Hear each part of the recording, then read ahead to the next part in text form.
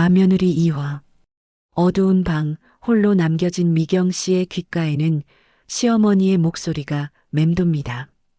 그 애가 끈기가 없었지. 내가 몸 관리를 제대로 못했으니 그런 거 아니냐. 둘째는 지금 얼마나 조심하는데. 어휴, 큰 며느리가 돼서 애 하나도 제대로 못 지키니. 미경 씨는 속으로 되뇌었습니다. 어머니는 이 모든 것이 제 잘못이라고 하십니다. 하지만 제가 쉴 수 있는 시간을 주셨나요? 억울함에 숨이 막혔지만 그녀에게는 울 힘조차 남아있지 않았습니다. 사랑하는 아이를 잃은 슬픔과 자책감, 그리고 그를 이해하지 못하는 시댁의 차가운 시선이 그녀를 짓눌렀습니다. 아이를 잃은 산모에게 필요한 것은 위로와 휴식이었지만 미경 씨에게는 단 한순간의 여유도 허락되지 않았습니다. 며칠 후 동서가 건강한 아들을 낳았다는 소식이 들려왔습니다. 시댁은 온통 기쁨에 들떠 축제 분위기였습니다. 시어머니는 손주를 안고 한바구음을 지으셨고 그 잔치 속에서 미경 씨는 그림자처럼 존재했습니다. 자신은 죄인이라도 된 듯한 기분을 떨칠 수 없었습니다. 나는 이 집에서 무엇을 하고 있는 걸까? 사랑받지도 못하고 인정받지도 못하고 심지어 내 아이조차 지키지 못한 여자. 나는 누구지? 그녀의 마음속에는 존재에 대한 근본적인 질문이 맴돌았습니다. 그리고 다시 찾아온 제사 전날 밤 미경 씨는 피로로 쓰러지기 직전이었습니다. 그런데 거실에서는 짐 싸는 소리가 들려옵니다. 동서네가 또 해외여행을 간답니다. 시어머니의 목소리가 들려왔습니다. 오냐, 작은 며느라. 재미있게 놀다 와라. 제사야 내 큰 형님이 다 알아서 할 게다. 제사는 본디 큰 며느리가 하는 일이지. 미경 씨의 머릿속에서 무언가 툭 끊어지는 소리가 났습니다. 아이를 잃었을 때조차 이들은 그녀에게 휴식을 주지 않았습니다. 그녀는 그저 도구였습니다. 감정도 영혼도 없는 그저 시댁의 필요에 따라 움직이는 존재. 더 이상은 안 된다. 여기서 내가 무너지면 나라는 존재는 영원히 사라질 것이다. 이제 나는 미경으로 살아야겠다. 결심했습니다. 자신의 이름을 되찾고 자신을 위한 삶을 살기로. 남편이 퇴근하고 돌아왔습니다. 그는 미경 씨에게 한치의 망설임도 없이 일을 독촉합니다. 뭐해? 아직도 안 했어? 어머니 오신다니까. 동생네는 여행 갔으니 내가 더 신경 써야지. 참아왔던 감정이 폭발하듯 터져 나왔습니다. 여보, 나 이 집 며느리 노릇 못하겠어. 남편은 이해하지 못한다는 듯 반문했습니다. 무슨 소리야? 그게 할 소리니? 너 왜 이렇게 이기적으로 변했어? 미경 씨는 지난 20년간의 서러움을 토해냈습니다. 이기적? 그럼 나는 지난 20년간 희생적인 로봇이었니? 당신은 내가 유산했을 때 단 한 번이라도 나를 안아준 적이 있었어? 당신은 항상 어머니 뒤에 숨어 있었잖아. 남편은 그녀의 격앙된 반응에 당황한 듯 말했습니다. 너 미쳤구나. 너 이러면. 미경 씨는 이미 돌아올 수 없는 강을 건넜음을 직감했습니다. 이러면 이혼하자는 말이라도 할 건가요? 좋아요. 그렇게 해요. 남편이 자리를 박차고 나간 사이 미경 씨는 짐을 싸기 위해 안방 장롱을 헤집고 있었습니다. 그 깊은 곳에서 상자 하나를 발견했습니다. 그것은 돌아가신 시아버지의 유품 상자였습니다. 그 안에는 오래된 통장과 함께 시아버지께서 시어머니께 드리는 편지가 있었습니다. 이런저런 이야기와 함께 마지막 부분에 미경 씨를 크게 놀라게 하는 내용이 적혀 있었습니다. 여보, 큰 며느리 미경이가 제일 고생 많았소.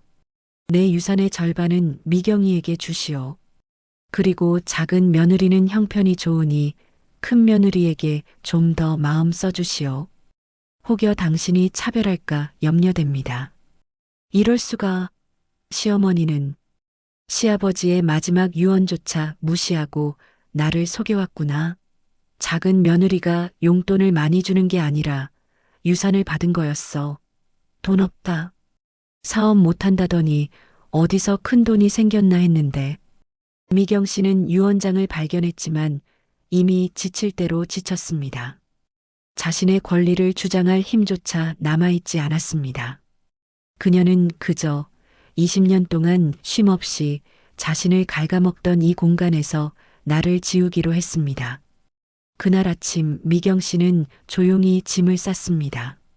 제사를 지내는 날 큰 며느리가 사라진 것입니다. 그녀는 시댁에 예의상 편지 한 장을 남겼습니다. 어머니, 저는 이제 그 집 며느리가 아닙니다. 제사, 어머니와 아드님, 작은 며느리가 힘을 합쳐서 지내셔야 할 것 같습니다. 아마 그 집은 아수라장이었을 겁니다. 20해 동안 미경 씨의 정성이 만들어낸 그 완벽한 제사상은 단 하루 만에 아무도 손댈 수 없는 재앙이 되었겠지요. 며칠 후 남편의 격앙된 목소리로 연락이 왔습니다. 미경아, 내가 이럴 수 있어? 어머니가 쓰러지셨어. 재수 씨는 호텔 뷔페에서 전을 사다 놓았는데 어머니는 이건 제사상이 아니다. 라며 상을 엎어버리셨어. 미경 씨는 속으로 생각했습니다. 호텔 뷔페의 전, 돈으로 살 수 있는 최고의 편의. 하지만 그 안에는 20년 동안 제가 바쳤던 정성과 희생은 없었겠지. 그리고 들려오는 말에 깊은 충격을 받았습니다. 결국 어머니가 제사를 없애기로 하셨어. 아무도 제대로 못한다고 그냥 가족끼리 밥이나 먹자고. 네, 제사를 없앤다고요?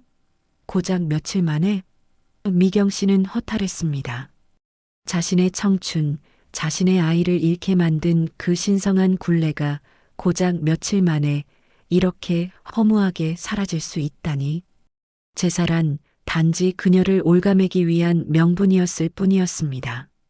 전화기 너머에서는 시어머니와 남편, 작은 며느리의 격렬한 다툼이 들려왔습니다. 아들아, 내가 큰 며느리만 들볶을 줄 알았지. 내 마누라가 없는 이 제사상에 내가 손가락 하나 까딱했니? 작은 애는 돈만 주면 다 되는 줄 알아. 어머니는 둘째네한테 용돈만 받으시고 아버지 유언도 속이셨잖아요. 어머니, 저도 바빠요. 제가 돈 벌어다 드렸으면 됐잖아요. 예전에 도와주신 건 감사하지만 그들이 싸우는 이유는 제사 때문이 아니었습니다. 돈과 편의 그리고 책임 회피 때문이었죠. 그들이 간과했던 건 돈이 아닌 한 사람의 진심과 정성이었습니다. 결국 남편은 미경 씨를 찾아왔습니다. 손에는 시아버지의 유언장과 유산이 담긴 통장을 들고서요. 그의 눈은 20년 만에 처음으로 남편으로서의 미안함과 후회로 가득 차 있었습니다. 미경아, 미안하다. 나는 정말 몰랐어. 어머니가 시킨 대로 하는 게 효도인 줄 알았어. 나는 정말 멍청했어. 아버지 유언도. 내가 어머니 말만 듣고 당신을 믿지 못했어. 미경 씨는 담담하게 말했습니다. 당신은 늘 어머니의 아들이었지. 내 남편은 아니었어. 하지만 지금이라도 당신이 나를 이해했다면 그걸로 됐어. 늦었지만 이제라도. 남편은 회사를 정리하고 미경 씨와 함께 새로운 삶을 설계했습니다. 유산을 받은 미경 씨는 더 이상 돈 없는 며느리가 아니었습니다. 하지만 깨달았습니다. 세상에서 가장 값진 것은 돈이 아니라 제 삶을 향한 자신의 정성이라는 것을. 그들은 아담한 마당이 있는 집으로 이사를 했습니다. 그리고 남편이 미경 씨에게 따뜻한 미소를 지으며 말했습니다. 여보, 이제 우리 둘만의 상을 차릴까? 당신이 좋아하는 음식으로. 아주 간단하고 따뜻하게. 좋아요. 우리 둘만 행복한 상을 차려요. 가장 정성을 담아서. 정성이란 돈으로 살 수 없고 억지로 강요해서도 안 된다는 것을 이제야 깨닫습니다. 제사를 없앤다고 조상이 사라지는 것이 아니듯 며느리라는 이름표를 떼어낸다고 제 삶의 가치가 사라지는 것도 아니었습니다.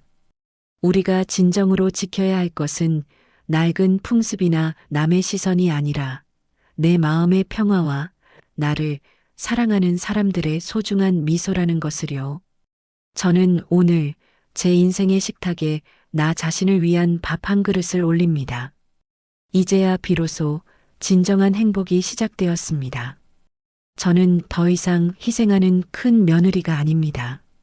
저는 이제 제 인생의 주인이 된 미경입니다.